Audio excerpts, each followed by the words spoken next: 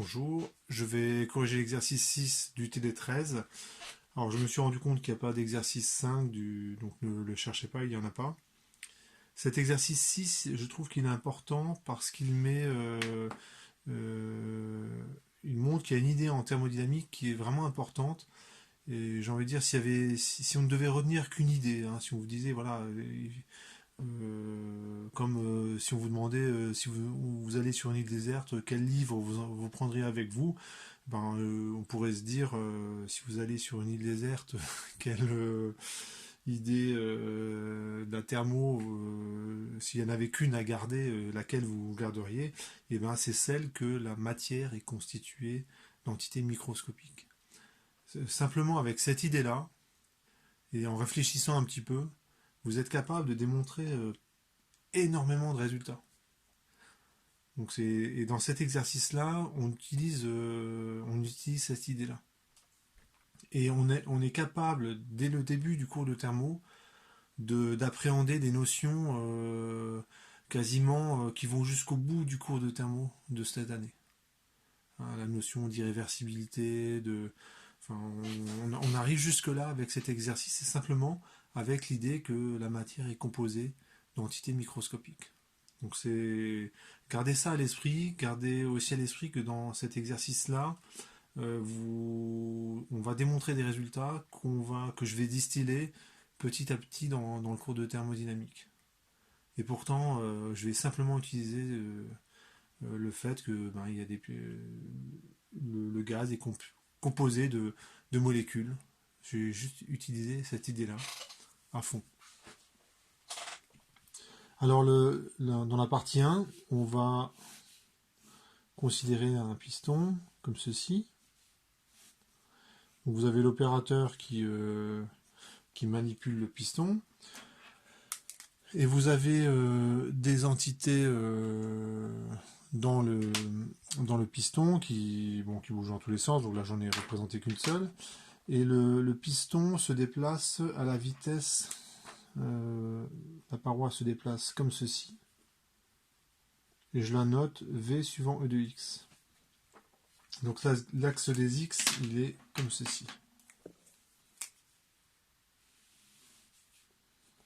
Il est orienté vers la gauche. Alors, ce qui fait la pression sur cette paroi, c'est simplement le rebond de cette entité sur la paroi. Alors, je vais supposer un modèle de rebond élastique, ce qui en fait n'est pas correct. C'est-à-dire que quand l'entité arrive sur la paroi, elle y séjourne à un certain instant avant de repartir.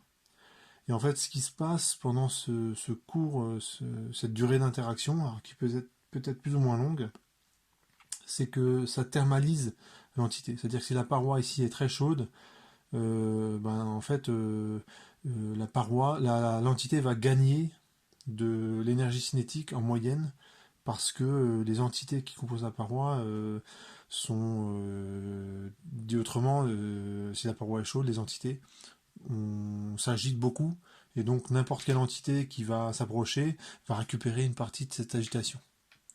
Donc là, on va faire un modèle tout simple, c'est des rebonds élastiques. Donc c'est une manière de dire que l'on a calorifugé la paroi. Il n'y a pas de transfert thermique. C'est une autre façon de le dire.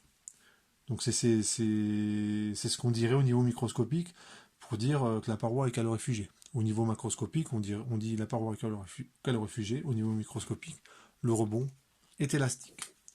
Donc là, hop, la particule elle fait ça. Et vous comprenez bien que l'entité elle va gagner de la vitesse. Un peu comme dans les jeux de raquettes. Hein.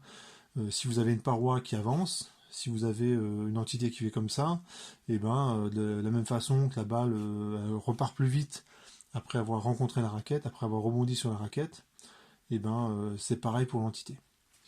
Pour faire ce raisonnement, on se place, pour connaître la vitesse après le rebond, on se place dans le référentiel de la paroi.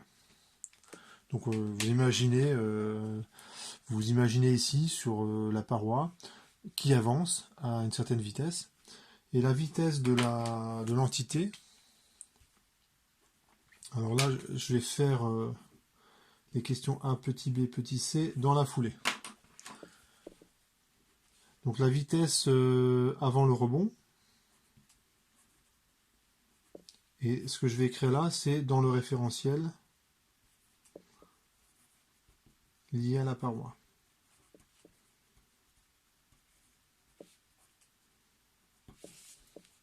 Alors avant le rebond, la vitesse, c'est la particule qui se déplace dans le sens inverse de l'axe des X, mais qui a déjà sa vitesse à elle, et je rajoute,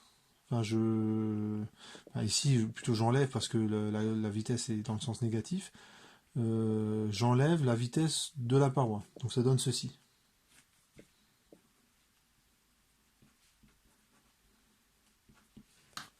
Voilà. Donc ça fait une vitesse qui est encore plus grande. Hein, c'est un peu comme si, c'est un peu comme lorsque vous croisez une voiture sur les routes de campagne, eh bien, vous roulez à 80 km/h, la voiture en face roule à 80 km/h, eh bien, la différence, la vitesse de la voiture qui vous croise par rapport à vous, c'est 160 km/h. J'additionne les deux vitesses. Ah bah, c'est comme, ça ce serait la voiture que vous croisez, ça c'est vous, ça donne une vitesse qui est plus grande dans le sens négatif parce qu'elle se déplace dans le sens des x négatifs. Alors pourquoi c'est intéressant de se mettre dans le référentiel de la paroi? Parce que si vous dites qu'il y a un choc élastique, il suffit d'inverser les signes, tout simplement. Dans le référentiel de la paroi, il ne se passe rien d'extraordinaire, la balle elle rebondit. C'est comme si lui, il jouait à la balle, quoi. Il envoie une balle sur le mur, elle revient vers lui exactement à la même vitesse. Ou vous jouez la balle dans un train, par exemple. Le TGV, là, il est à 300 km/h, et vous envoyez une balle contre la paroi du TGV, ou contre une paroi du TGV quelconque, eh bien, que le TGV se déplace ou pas, ça ne change rien. La balle, elle rebondit sur la paroi. Et bien ici, c'est la même chose. Et après, on passe dans le référentiel. Donc là, je change de couleur. Je repasse dans le référentiel fixe et je vais rajouter simplement la vitesse de la paroi. Donc à cette vitesse-là, qui est la vitesse par rapport à la paroi, il faut que je rajoute la vitesse de la paroi pour avoir la vitesse par rapport au référentiel fixe. Donc quand je rajoute V et suivant E de X, ça fait 2V qui apparaît. C'est un peu comme si, je reprends l'exemple du train, ne le faites pas évidemment, mais imaginons, si vous vous déplacez et que vous jetez un objet à partir du train qui se déplace, bon évidemment si on va négliger les frottements de l'air qui vont tout de suite ralentir n'importe quel objet que vous lanceriez, eh bien, la vitesse de l'objet que vous lancez, c'est la vitesse du train plus la vitesse, et vous additionnez à ça la vitesse de votre lancer à vous. Et donc ça fait une vitesse encore plus grande. C'est ce que j'ai fait ici. J'ai rajouté V suivant E de X pour avoir ça. À partir de là, je peux en déduire la variation d'énergie cinétique que je note comme ça, des 2C, parce que c'est juste une entité. Donc c'est 1/2 de M. La vitesse après le rebond, je mets un peu V après, moins la vitesse avant le rebond, que je note V avant, au carré. Donc la vitesse avant le rebond, dans le référentiel fixe, c'était U. La vitesse après le rebond, c'est ça. Je remplace.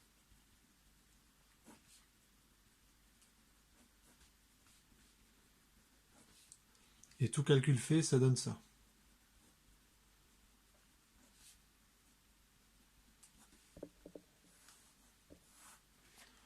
Alors je crois qu'on vous demande une petite vérification.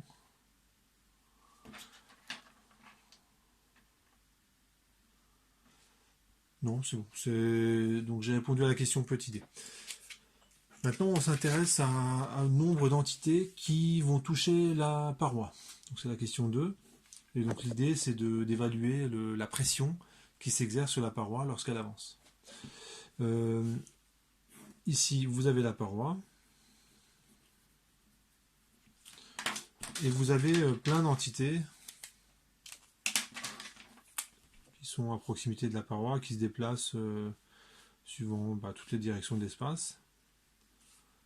Et là, on fait des hypothèses simplificatrices, mais sans être simpliste. C'est-à-dire qu'on fait des bonnes hypothèses qui simplifient énormément les calculs, et du coup, on voit mieux ce qui se passe physiquement. Alors, bon, ça ne veut pas dire grand-chose, en fait, ce que je viens de dire, mais on arrive mieux à voir l'essentiel de la démonstration.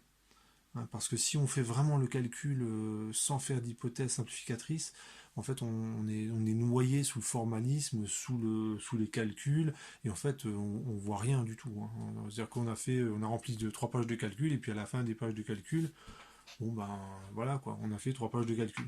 Au moins l'intérêt de ce que je vais faire là, c'est que je fais des hypothèses qui sont très simplificatrices, c'est vrai, mais qui captent l'essentiel de ce qu'il faut garder. Alors, première chose, c'est que toutes les entités se déplacent à la même vitesse petit u. Alors, c'est le bon choix hein, de choisir petit u, qui est la vitesse quadratique moyenne.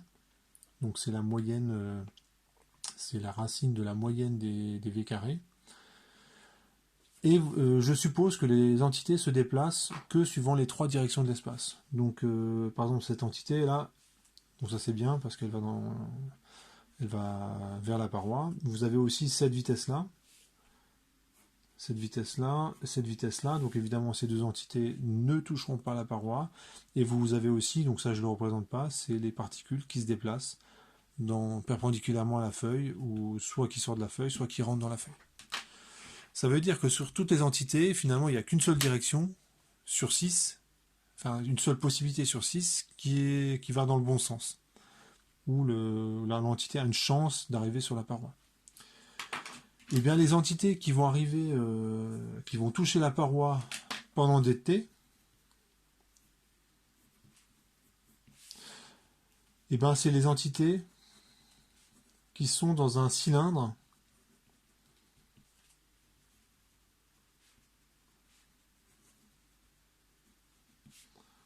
de base S. Donc vous imaginez que je définis une paroi ici.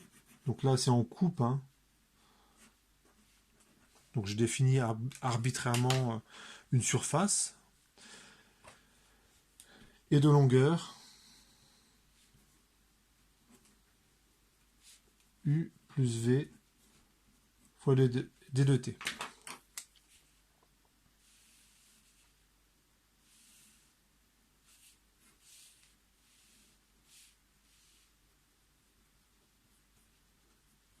Alors pourquoi ? Parce que pendant la durée dt, cette entité-là parcourt cette distance-là. Bon, en fait, elle ne va pas la parcourir parce qu'elle va rebondir avant.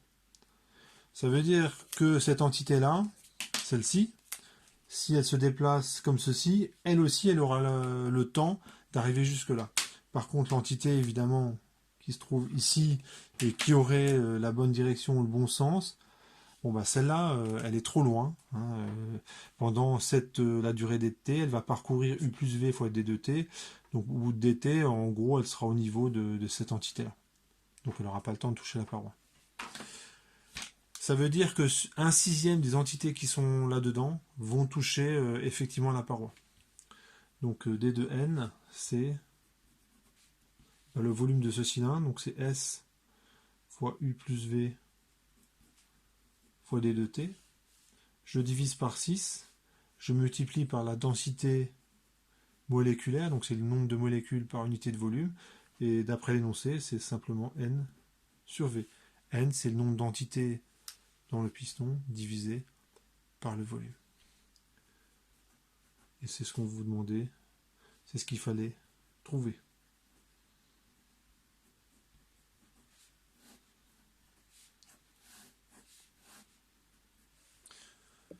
Donc voilà. Ensuite, question 3, une petite vérification élémentaire. Donc en fait, évidemment, ça va marcher. Lorsque la paroi mais cette fois-ci n'avance pas, mais se déplace dans l'autre sens, c'est-à-dire que le volume augmente. Si la paroi se déplace trop rapidement, ce qui va se passer, c'est que les entités qui vont dans la bonne direction, si elles vont moins vite que la paroi, en fait, elles n'atteindront jamais la paroi. Un peu comme si vous faites une course-poursuite avec quelqu'un qui se déplace plus vite que vous, bah, vous le rattraperez jamais. Donc le D de N, il vaut 0 si V est égal à moins U. C'est-à-dire que si la paroi va par là-bas, vers votre droite. Question 4. J'en déduis la variation totale d'énergie cinétique. C'est simplement D de N fois D de C. Il y a D de N entités qui rebondissent, qui ont cette variation d'énergie cinétique là, donc je fais ça fois ça, et vous avez le résultat.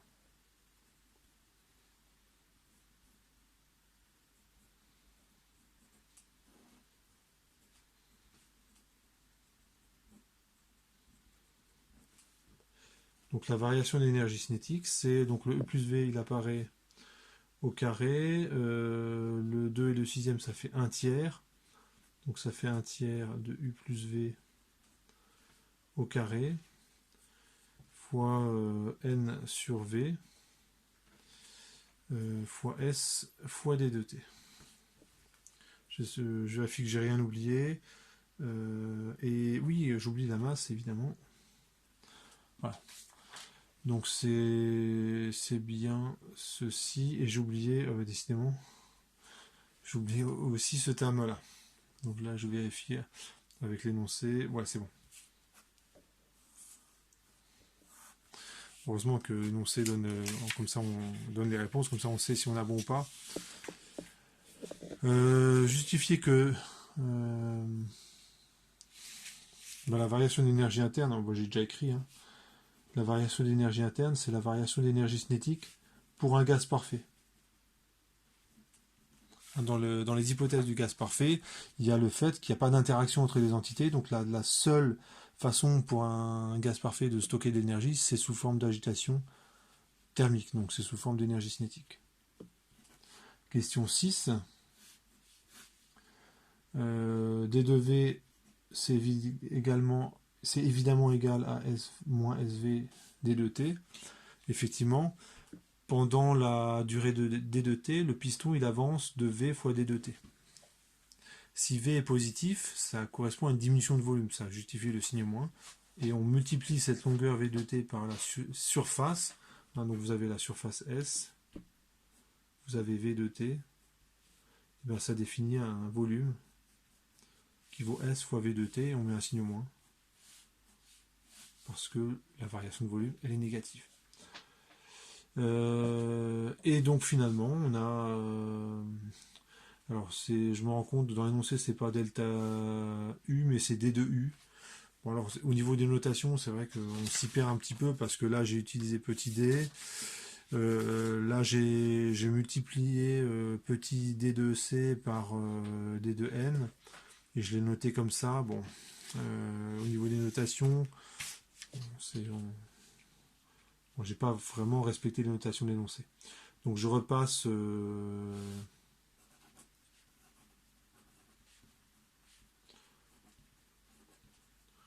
Vous faites juste attention au changement de notation. Donc ça, au niveau du concours, c'est ce genre de truc. Il faut essayer de respecter la notation de l'énoncé. Donc ce que je fais, c'est pas très bien. Le travail, c'est moins P extérieur D de V. Et c'est moins PD de V lorsque la pression est définie dans le système. Et ça vaut aussi D de U. Pourquoi? Parce que le transfert thermique est nul.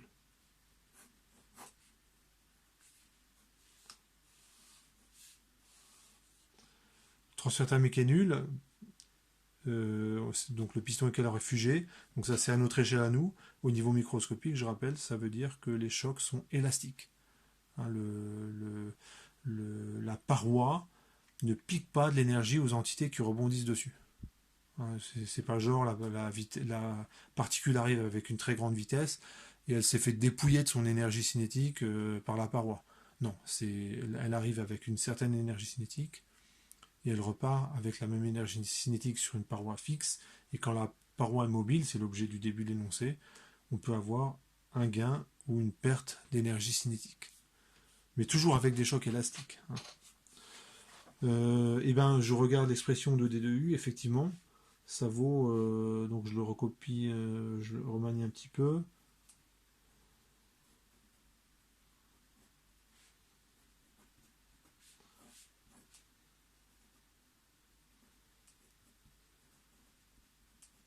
Voilà, effectivement, c'est exactement de la bonne forme, hein. D2U, c'est moins PD de V, et ben c'est exactement ce qu'on a là. Donc ça veut dire que ce truc-là, c'est la pression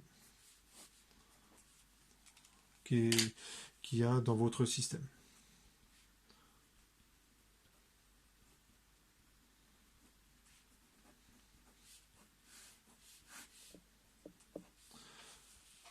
Alors, question 8. D2U, ça vaut aussi, pour un gaz parfait monoatomique, c'est 3,5 de NR D2T. Pour un gaz parfait monoatomique. Donc ça, c'est du cours. Je vous rappelle la raison, hein, c'est que le gaz parfait stocke de l'énergie sur chaque degré de liberté, stocke 1,5 de NRT sur chaque degré de liberté. Et donc, comme il y a 3 degrés de liberté, donc ça fait 3,5 de NRT. Donc pour plus de détails, vous regardez le cours. Ensuite, question 9. On en déduit une relation toute simple. On a deux expressions pour D2U. D2U, ça vaut 3,5 de NR D2T, mais ça vaut aussi moins P D de V, où P, ça vaut ceci. Et on se souvient que PV, ça vaut NRT. Ça, on n'oublie pas, hein, c'est quand même un gaz parfait. Et donc, on peut simplifier l'expression. Le P qui est là, je vais le remplacer par NRT sur V. Donc, ça fait 3,5 de NR et de T. Ça vaut moins NRT sur V D de V. Et je vois que ça se simplifie ici. Et j'ai le résultat qui est demandé.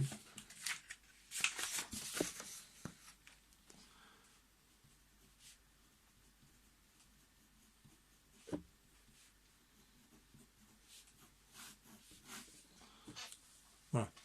Ce truc-là, en fait, c'est quasi, on est presque à la loi de la place. Donc c'est un truc qu'on verra dans le cours.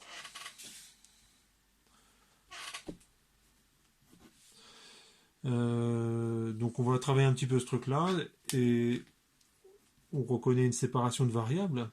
Hein, on a bien le volume d'un côté et la température de l'autre. Donc je pose des intégrales et je prends la primitive. Donc ça fait 3,5 de logarithme de t égale moins logarithme de v plus une constante. Donc je travaille un petit peu l'expression. Donc ça fait logarithme de t exposant 3,5 v. Alors comment on fait ça? Donc le 3,5, hop, je le passe en exposant. Le moins logarithme de v passe de l'autre côté, ça devient plus logarithme de v. Et avec les propriétés des logs qui transforment les sommes en produits, on a ceci. Donc finalement, t exposant 3,5 fois v, c'est une constante prime. Donc si ça c'est constant, ça veut dire que ce qu'il y a dans le log c'est une constante mais une autre constante. On a ça. Et j'utilise de nouveau PV égale NRT pour me débarrasser de la température. Parce que si je l'ai l'énoncé, il faut que j'ai une relation entre la pression et le volume. Ça donne...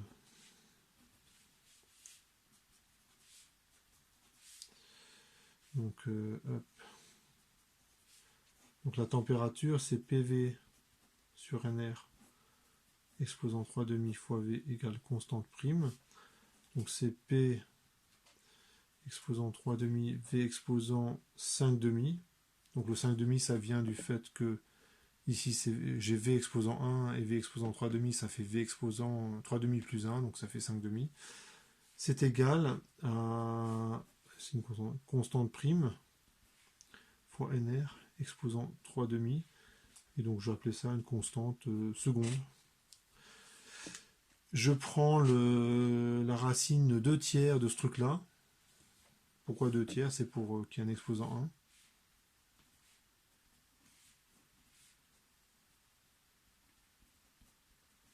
Donc ça fait P fois V, 2 tiers, ça fait 5 tiers, égale à une constante tierce. Et donc gamma, ça vaut 5 tiers. Ouais, c'est bien ça qu'il fallait montrer. Donc et on vous demande, est-ce que l'évolution elle est réversible? Eh ben oui, oui, elle est réversible parce que si je trace sur un diagramme cette relation, un diagramme PV, ce que ça veut dire, c'est que si je pars d'un état initial P0, V0, et bien si PV égale une constante, donc c'est P c'est une constante sur V exposant 5 tiers, ça fait, c'est plus pentu qu'une hyperbole, mais ça y ressemble. Ça fait un truc comme ça. Et cette courbe-là, vous pouvez la parcourir dans les deux sens. Et ben, c'est bien une évolution qui est réversible. Ben, si vous pouvez faire un truc, une transformation et revenir en arrière et revenir exactement au point de départ, et ben, c'est réversible. Hein. Inversement, une évolution complètement irréversible, c'est le verre d'eau qui tombe de la table et qui se casse en tombant. Hein. L'inverse ne se produit pas spontanément. Et bien ici, on peut se déplacer sur cette courbe-là, dans un sens, dans l'autre, autant de fois qu'on veut. C'est bien une transformation qui est réversible. Donc la transformation est réversible.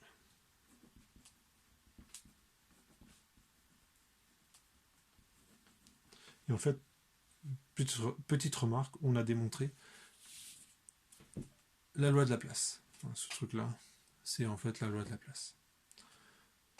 Alors, donc j'arrête pour cette première vidéo, et dans la deuxième vidéo, je vais m'intéresser à ce qui se passe lorsque je vais comprimer brutalement le gaz dans le piston. Et donc on aura des résultats supplémentaires.